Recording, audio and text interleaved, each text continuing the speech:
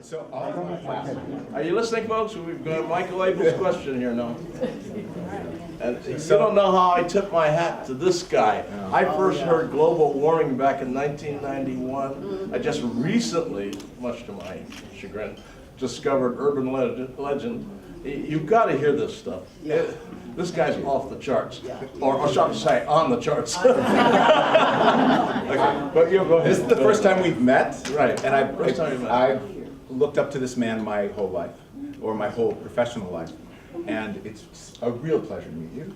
And I love your music, and I just wanted to ask, like I could geek out and ask you lots of music theory stuff that we don't need to go into because we have champagne. But I would really just like to ask you about, I'd like to ask you about the use of the anvil because we all heard that. Yes. And he rolls it out in certain places. And I want you to just talk about the anvil and how you decided to use it and what it represents. Okay. Well, I wanted to make sure I didn't sound like Verdi for a second there. But, what happened, I decided to add that. I knew I wanted to have the rhythmic accent.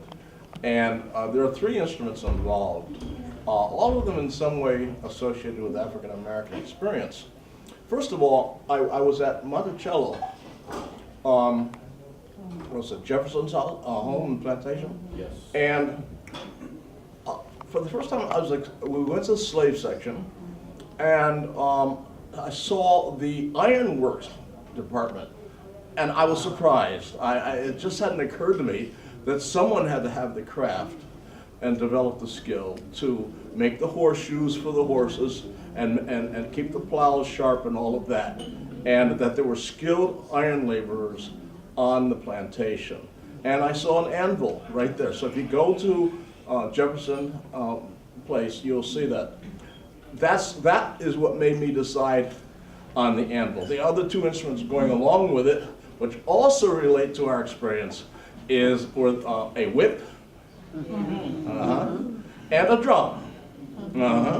Okay, so I put the 3 of them together for accent, and there's a lot of the honoring of the 400th anniversary has been in the back of my mind during the entire writing procedure. I knew it was coming up. 2019 is a very important year, and there's a lot that can be read into the title, into African American experience, but then I generalize it, of course, because it can be generalized. One thing I love about the title is that it can apply to everybody, everybody.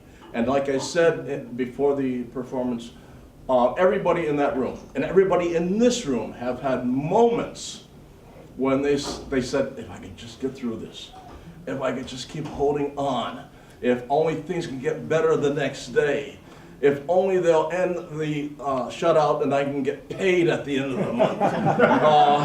If only, and that's what still holding on means. And of course, that great spirituals. And if any of you know Kenneth Overton, Yes. I'm going to see him because he's doing the piece in New York. His performance of that on his recording blew me away. As soon as I heard it, I knew I had my title, because his performance of Hold on his recording, which is available, is terrific. So here we got William Grant still, and I of course a double entendre, and Holding On from inspired by the performance of Kenneth Overton.